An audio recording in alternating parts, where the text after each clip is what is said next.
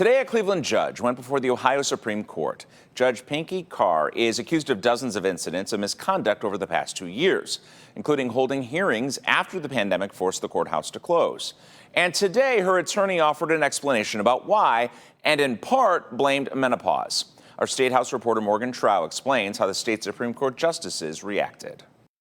The defendant was due in court at 8:30.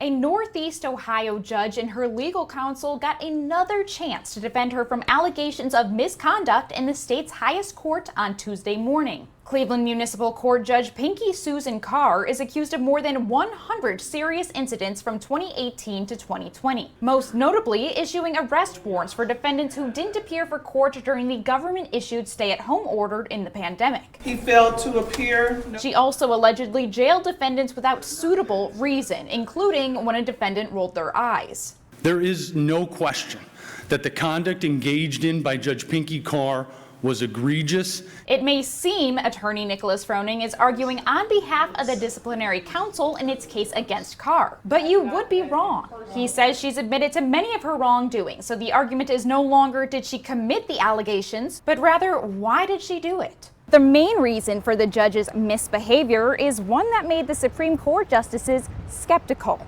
How does sleep apnea or menopause contribute to lying?